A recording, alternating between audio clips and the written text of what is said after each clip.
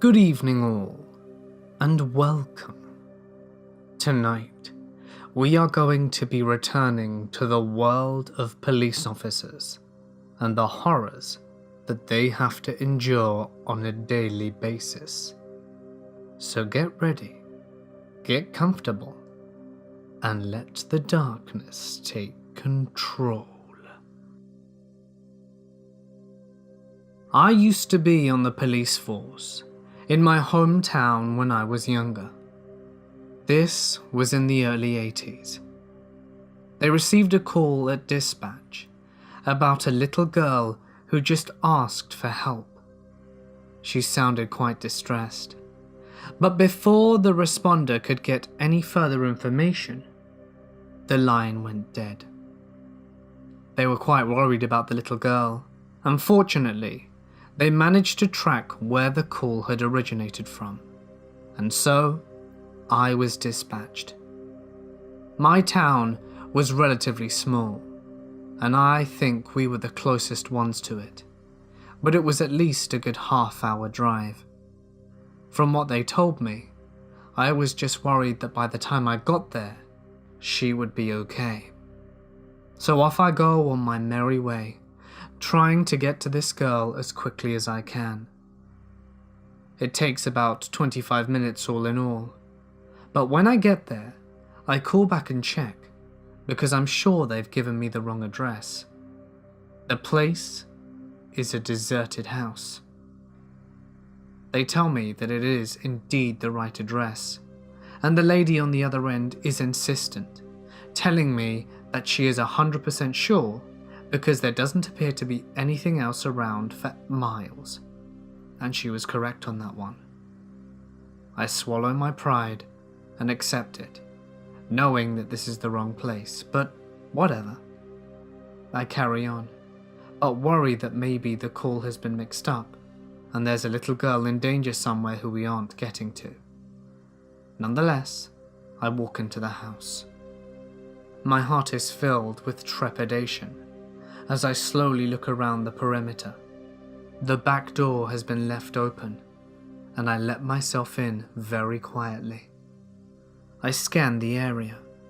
The kitchen doesn't look like it's been used for the last 30 years. There are old plates still on the table, and a fridge unit, and it all seems very ominous. The house in itself isn't particularly big, and I move through the doorway into a modest dining room. I can see a newspaper on the table, and something decaying in the corner of the room. I carry on though, and call out if anyone is there. The house doesn't make a sound. I carry on into the next room to be met with nothing and silence. Just as I get to the stairs, I hear something, footfalls coming from above me. They're loud and accented, and at this point I'm certain that there's someone in the building. Shit just got real. I call out, "Police!" But there's no reply. I start making my way up the stairs. The person hasn't said anything, and I could hear running in a room on the other side on the top part of the house. I again shout, "Police!" and ask them to respond to the call, but they don't. It's silent. I'm starting to get nervous. This is the part of the job that's quite hard, as you can be in very serious danger, as you never know who's round a corner. I get to the top of the stairs and do a perimeter check, and can't hear anyone. I hadn't noticed it before, but there's stairs leading up to a third floor. I hear them. There's someone upstairs. They must have climbed the stairs. Just as I finish sweeping the last drum on the second floor, I hear a soft creak from above my head. I start making my way up the narrow stairs, inching closer to the top, fear gripping me. I peek my head up and look, and it's pitch black. I go 2 steps down and turn on my flashlight. and just as I'm illuminating the 3rd floor, I see something move from the corner of my eye. It just passed my ray of light, and I move my flashlight around and around just to see what I'd missed, but can't see anything.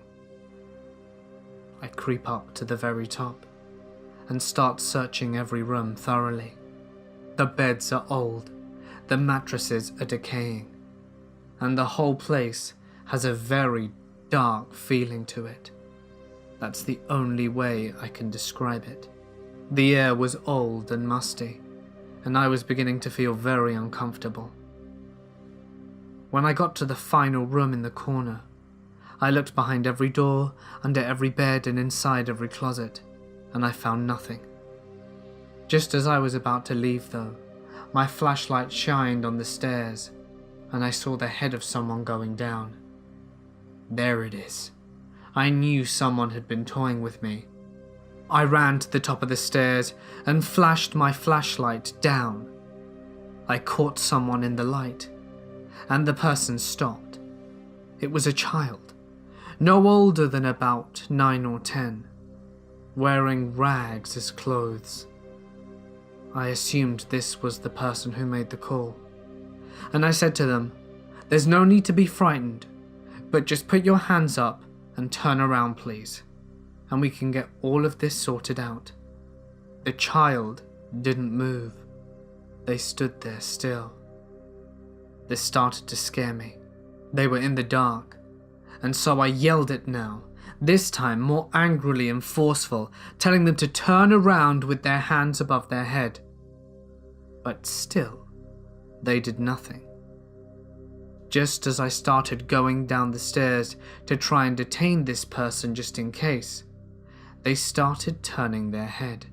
Bear in mind at this point I was really freaking out hard. So I'm not sure if they turned around slowly and it was purposeful, or if I was just so tense that I was caught up in the moment and it felt slow.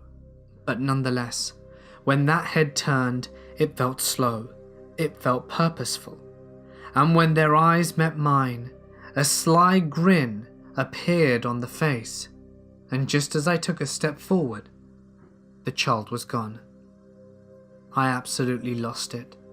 I flashed my flashlight all around and then bolted out the house. I called dispatch and told them that I had no idea where they sent me, but there was no one in that house, and asked them to double check. They said they were 100% sure and confirmed that no one was there, and left. That night, I had nightmares about that child and the creepy face I saw. I didn't even tell my girlfriend at the time. I was too spooked. Since then, I quit the force and went on to become a contractor in construction. But when I was getting together with some friends back home, one of them coincidentally had become a police officer.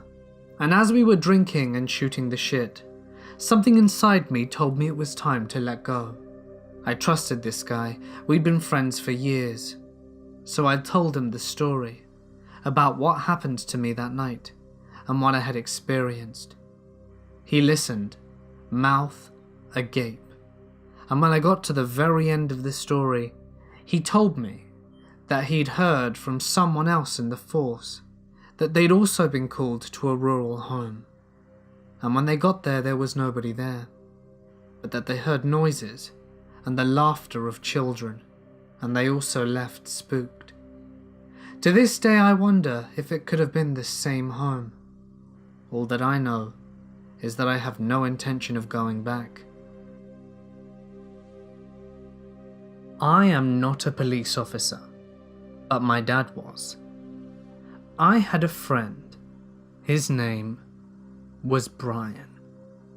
Now Brian was going to buy some weed from a dude a couple of blocks down from his house, a big-time dealer that sold a lot at the time.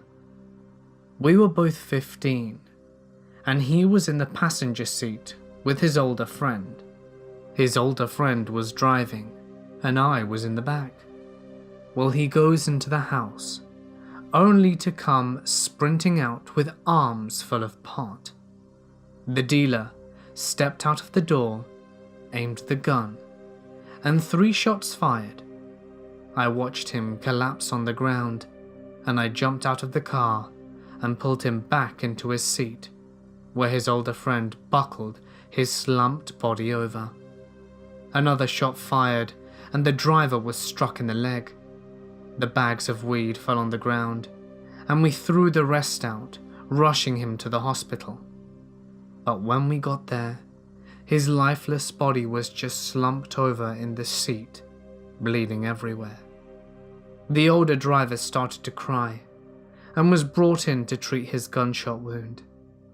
I was left alone, questioned by everyone.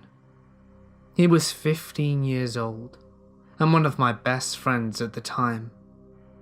Fast forward 2 years now, on New Year's Eve, a gunshot went off outside, triggering a sense of doom within me. I attempted suicide by opiate overdose, but my friend kicked the door down to get me to vomit somehow, and I went to the hospital. Now today, I take mood stabilizers and a cocktail of other stuff in order to combat my PTSD, depression, and anxiety. I've gotten better, but the thought will never leave my mind. There is a mist when he was shot, a crimson mist that tasted and smelled of copper. I am a police officer. A couple of years ago, I get a call to service for a burglar alarm going off.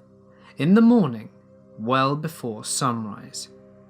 I respond to the house and find an open door, but no sign of forced entry. So I begin clearing the house alone, which I know is not a great idea to do, making sure no one is inside and up to no good.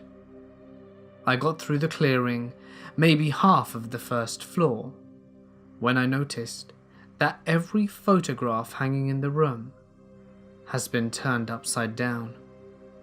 That's strange, I think to myself. I carry on checking the house and find that every picture I can find and crucifix above the door are all inverted as well. Now, I don't generally scare easily or believe in the paranormal, but in the context of the situation, combined with recently having gone to see Paranormal Activity, my inner reptile brain was screaming, nope, nope, nope. But I'm a cop, and I have a gun and a job to do, so I press on. About halfway down the stairs in the basement of the house, the power goes out. Too spooky for me, and I was out of there. I was not about to become anyone's patient, victim, ritual sacrifice, or whatever. At the very least, not alone. I had 2 other officers respond to search. We didn't find any signs of a burglar, but the rest of the house was the same, with every picture and religious fixture upside down. I don't know if it was a prank pulled or what, but certainly the creepiest thing that I have ever encountered. I went to the IRA bombing of the Royal Green Jackets Band in Regent's Park, London. I was a motorcycle officer, and as I walked onto the scene, it was like a charnel house. The big brave terrorist placed the bomb in the base of the bandstand. When it ignited, the blast hit the concrete cupola roof and blew down and out and decimated the band, blowing their bodies everywhere. Everyone was trying to do their best for the casualties. Nearest to me was a soldier who was missing both legs, both blown off above the knee. As I was trying my damnedest to stop the flow of blood, I thought I felt it was raining. I ignored it and carried on, dealing with the casualties, I look up, and the rain was blood, coming from a corpse in the tree, and the blood was dripping all over me. At the end of my shift, I went and stood under the shower, wearing my uniform, kit and all, and stayed there until all the blood was washed off. I cleaned my boots the next day, and found brains all over the sole. That was not a good day.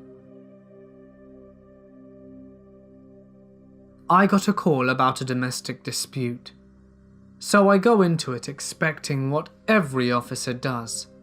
I arrive, knock, and get no answer but can hear crying.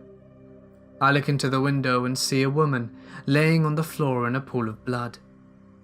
I immediately call in a 1054, possible dead body, and wait for backup as they were about a minute out. Myself and 2 other officers enter the house. This scene that I saw that day is something that is permanently etched into my brain. Mother had been stabbed several times and her throat had been slit. The father was found in the sister's room slumped over the daughter's bed, dead, also stabbed several times. The daughter, who of all was 12, was in the middle of the room naked, and appeared to have just been raped and had a single puncture wound to the left temple. We found the son, who was 16 at the time, hiding in the closet, covered in blood. His eyes had the coldest evil look to them. I don't even know how to explain it. It turned out he murdered his family and raped his little sister, all because his mom wouldn't let him go out with his friends. It doesn't make me feel any better knowing he got life in prison. Any officer will tell you that any time you come across a scene like that, it takes a little bit of your life with you. I joined the military at 18 and became a cop. The very first night of shift, within the first 30 minutes, we got a call of a baby not breathing. I was with my supervisor at the time when the call came in. He put his foot down and didn't let up until we made it to the address. As soon as I ran into the residence, the mum was screaming hysterically, holding the baby, yelling, "Please save him," over and over. I was fresh out of boot and tech school and freshly spun up on CPR. I grabbed the baby and started CPR, knowing the whole time I performed it, there was no way I was going to bring this child back from the beyond. I could tell he had been gone for quite some time, and even if I did bring him back, it wouldn't matter, because the brain had been without oxygen for far too long. I kept performing CPR until the paramedics arrived. When the paramedics ran in, about 10 minutes later, they gave me the "he's gone" look, but they knew why I was trying. The poor mother and father were a mess, praying on the floor behind me for a miracle. The paramedics took over, taking the baby with them to the waiting ambulance with the parents in tow. After the ambulance departed the scene with the baby and the parents, I remember standing on the front lawn with my supervisor and just staring at the night sky, smoking a cigarette, wondering just how the hell I was going to get through the rest of the night without bawling in front of everyone else. Somehow, I remained stoic the rest of the night, but killed 2 packs of cigarettes. Not much else was said that night, except during our report, and even then, little needed to be said. We found out later the baby had died of sudden infant death syndrome, and there isn't anything I could have done to save him, or anyone for that matter. This did comfort me a bit, but it was still a horrible experience, especially at the age of 18. This was roughly 12 years ago, and I have 2 kids of my own of 5 and 2, and I worry about them constantly, especially during the SIDS stage, where they were susceptible to it, and I would wake up in a panic and sprint to their rooms to make sure that they were still breathing. My mother is a police officer, and she's had to deal with some pretty challenging stuff in her career. I used to have a friend called Susie. I met her when I was really young, and we always used to hang out at her house after school. We had a great friendship, especially when we were young little girls. The world used to seem so innocent back then. However, of course, as things change and people grow, we inevitably drifted apart. Where I became more outgoing and more sociable, she started to become a bit more introverted. We used to go to the same school, and I saw the kind of people that she'd hang out with, if she'd hang out with anyone at all. I'd be surprised that such a lovely and caring person would be sitting alone in the lunch hall. There would be times where I'd go up to her and try to strike up conversations with her, but something had changed. She just didn't want to chat that much. She just wasn't interested in being my friend. Now, I don't know why the friendship collapsed, whose fault it was really. I think it was just one of these things. You make new friends, you meet different people, and slowly you naturally drift apart. Not so much anyone's fault kind of thing. But nonetheless, part of me thought that she might have been hurt, or perhaps resentful of our different friendship circles. And I wanted to mend this friendship. She'd meant so much to me in my youth, and I had become determined to make amends. So a few days later, I popped round her house, and her mother was there, and I asked to see her. She was quite shocked and surprised in a happy way, as she hadn't seen me in a long time. After our little reintroduction, I asked if Susie was about, but she said that she was out. So, reluctantly, I returned home quite disappointed. The next day at school, I tried really hard to engage in conversation with her, to sit with her and generally try and rekindle our friendship, which worked to some degree. We started hanging out little bit by little bit. I introduced her to my friends, and we all started to hang out together a bit more often. But nonetheless, she would still be shy, she would still be reclusive. And even though she was there physically, sometimes it felt like she wasn't. Like she didn't want to be there, almost as if I were obligating her. This really started to sadden me. But now, as an older person reflecting on it, I realized that it is because there was something deeply wrong.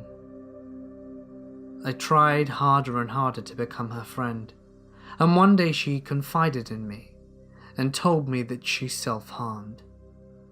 As the weeks went by, I went further down the rabbit hole, and she told me more and more, and it had horrified me. Something that I had never noticed is that she didn't have a father. This, of course, when I was younger, wasn't really an important factor, as neither did I. But there were sometimes strange men at her house, men I didn't know. She went on to tell me, in confidence mind you, that in her early years, her mother had boyfriends, and there was one boyfriend in particular who had grown a liking to Susie.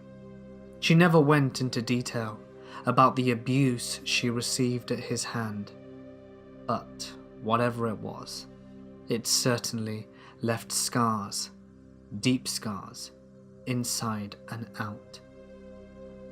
She was very emotional as she was telling me this, and it was pretty clear to see that she was having a hard time trying to get it out. But I felt it therapeutic. I thought that this could help her and told her to see our counsellor at school. She didn't. But things got better.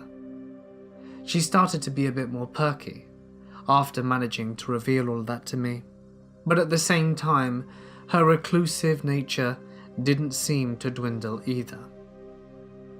My friends started then getting into a bit more mischief as we were getting older. We had a favourite hangout spot that we just recently learnt about. It was an old and abandoned little hut by the railway line. Now I'm not really sure what it was used for, but it was just big enough to fit the 6 of us. Already had a bench and a table to make it convenient for us to chill, as well as enough room for us to stand up and move around in freely. It was the perfect little hangout spot. We'd all pile into a car and drive about 10 minutes up the road, walk through a little forest pathway, and after about 8 minutes walking past the tracks, you'd get there. The door was open, and it seemed to have been used previously by other people, perhaps looking for a place to chill. But for now, we were going to call this our little hideaway.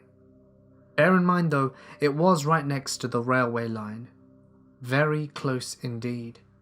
And there'd be times when we'd hear the trains approaching where we'd all duck just in case someone was looking out the window. As we didn't want to be seen. People can call the police after all. And how embarrassing would it be for my mother to come and have to arrest her own daughter? In any case, after Susie confided in me, things were going up and then they started going down again. By this point, I tried and tried and tried hard to be her friend, but part of me thought that perhaps she just wasn't as interested as before. Again, something I know now is that I should have tried harder, and to not just give up. But being a childish teenager, this wasn't easy for me to do. In short, she and I had a falling out. It was something so mundane as well. She didn't want to come and hang out with us and do a little bit of pot in the train stop, which is what we called it. She would rather stay home and draw. Fine, but this really upset me, and I told her that she really should come and that everyone was waiting for her. And we got into a big argument. She basically saying at the end that no one who was there would ever miss her, and that they weren't really her friends. They were only nice to her because of me. It didn't end well, and I said a few things I wish I could take back. But in the heat of the moment, that's what came out. She didn't come to school the next day, and I felt really deflated and like a fool for saying what I did. I really wanted her friendship, and wanted her to be okay and for us two to have what we had back then. She didn't come to school the next day either, and I went to knock on her door, and her mother wasn't there either. I wasn't sure what was going on, so I just left it, and pretended that nothing had happened. It was a Friday, I remember that much. Our friends weren't hanging out that day. A lot of people had things they needed to do, and so I was just home alone as usual, chilling reading a book. I fall asleep on the sofa and just call it a night, waiting for my ritual of my mother to arrive in the early hours and wake me up so I can drag my sorry butt to bed. But I woke up in the morning. My mother hadn't come home. It must have been quite serious, I thought. Mum always gets home around 2 or 3, depending on the shift. But the week she was working, I knew she should have been home by this time. At about midday, she trots through, looking visibly upset. Now remember how I said Fridays we always used to hang out, but stuff had come up? Well, this is where it gets quite tragic. From what we could make out together, Susie had gone to our little hangout spot last night or last evening.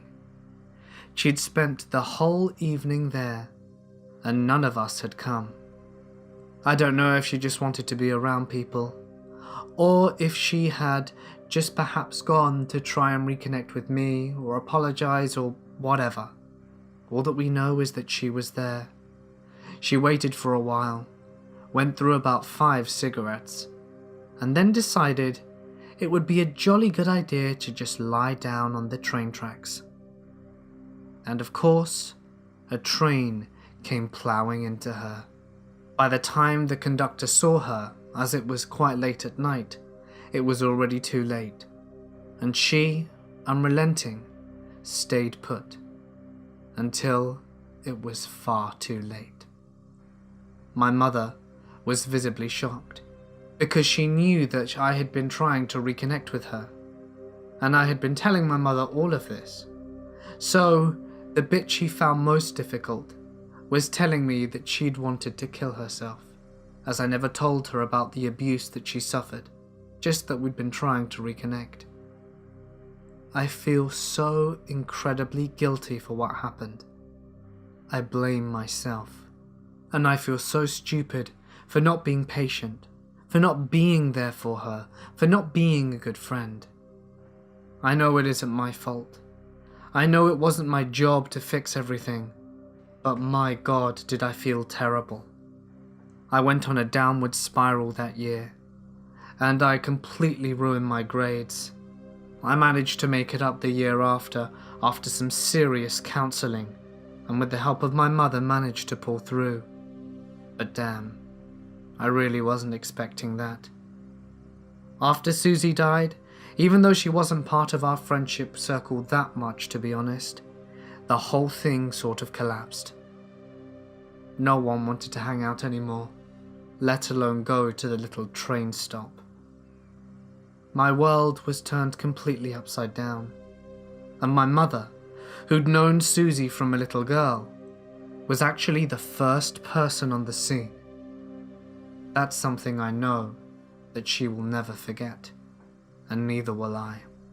Anyway, this happened years ago, and I named my first daughter Susie for obvious reasons. I wanted to share this story for 2 reasons. Number 1, to warn people. If someone's done something to you, if you've suffered abuse, talk. Don't keep it in. People are out there and people want to listen, and they want you to get better. You don't have to do this alone. And number 2, if you're a friend and you know someone's in need, do everything you can to help them. You don't know how volatile people can be. I know for some people this might seem like an unreasonable request, but not a day goes by that I wish I could take it back and tell her that everything would be okay, and to just try and understand her a little bit more. I hope that this story has helped someone, and maybe Susie's memory will live on for the better. I had a lucky break in my work once, and it happened because I noticed a pattern taking me through a paper trail of people making online payments for hotel rooms, repeat email addresses appearing on reservations with different names and credit cards from various countries. I suspected some kind of credit fraud and called the police, but they couldn't do anything, as there was no proof of a law being broken. No victim, so no crime. Eventually, a guy from the States called me one night, saying he thought we had accidentally charged his credit card. He was one of the email addresses and same IP as previous reservations. Gotcha. I let the guy check into his room, knowing he had prepaid online using a fraudulent card, and then called the police. At first, they were reluctant to handle the situation because the victim lived in the States, and I really had to persuade them to deal with it. They called the sergeant to come and take responsibility and eventually arrest the guy. About a month later, my boss filled me in on what happened with the complaint, as I put in a complaint on one particular officer with an attitude. She didn't want to deal with this whatsoever, because credit card fraud isn't a real crime. Turned out The stolen credit card details were being bought online by a paedophile gang, who were then using the stolen details to make hotel reservations in order to abuse underage girls in the rooms. I never felt so happy that I had persisted bothering the police with it. It's the ones with the kids that get you the most. 1. A woman who was a wife of a Navy member, who was also a gambler. She had 2 kids. One who was 6 months, and the other who was 2 years. The husband was deployed, and she was so into this role-playing game that she would just sit there and let the 6-month-old baby die in the crib. The 2-year-old couldn't get food on his own, and the mother found the 6-month-old dead in the crib and wrapped the body in a trash bag. The body started to decompose and smell, so she put the body in a box outside by the front door. All the time going back into her gaming. She comments online that her baby died, and her husband comes home from deployment and finally gets from her that the baby is dead and outside in a box. He talks to a superior the next day, who reports it to the police. Side note, she also did not get up from the computer to pee or poop.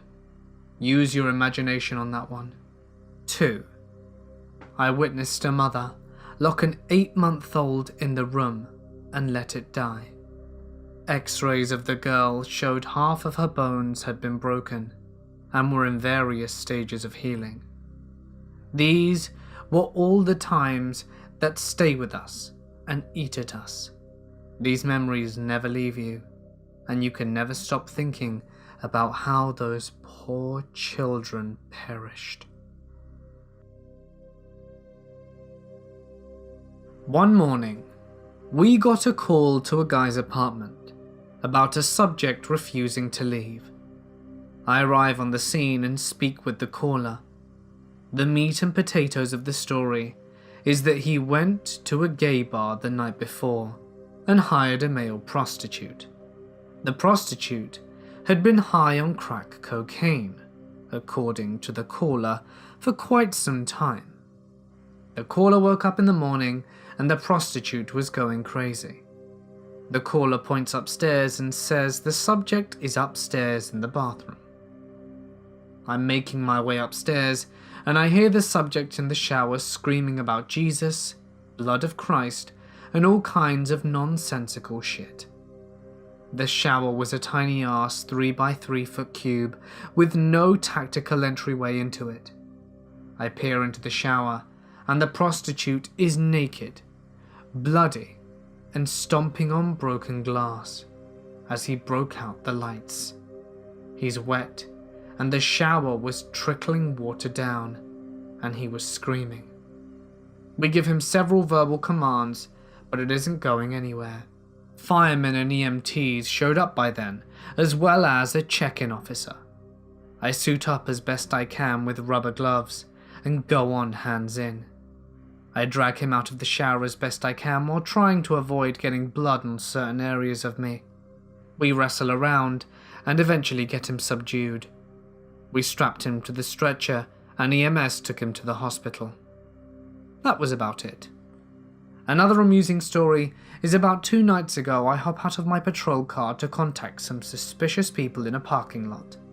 As I get out, I hear a rip but don't think much of it.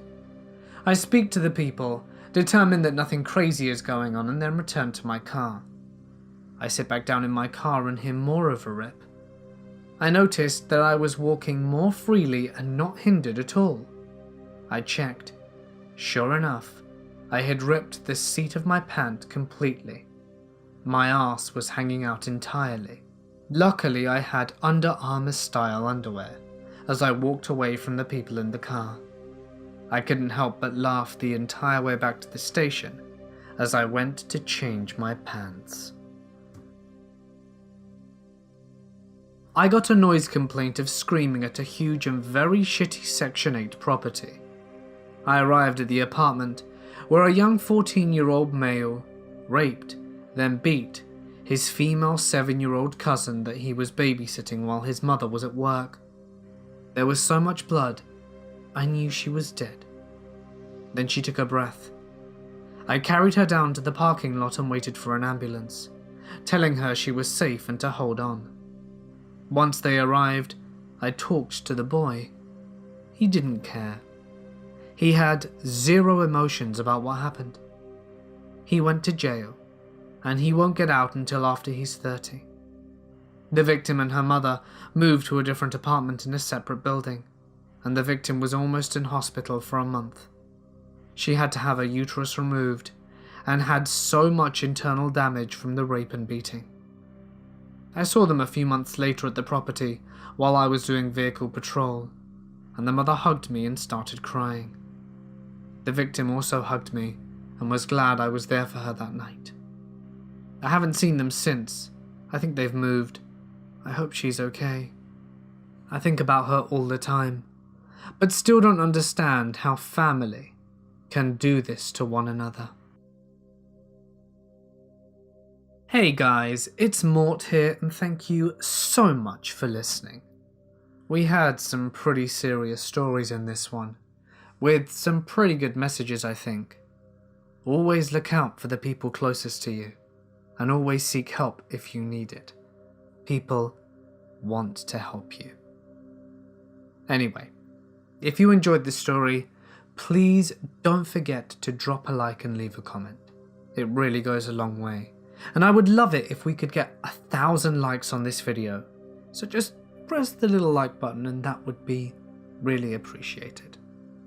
I do post every night, so don't forget to subscribe and hit the little bell icon for good measure to make sure you get your nightly spooks. If there is a story that you would like to share, feel free to send it to my email or alternatively post it to my Reddit page. Either can be found in the description. But anyway, for now guys, I'm going to sign off. Stay awesome, and I'll see you in the next one.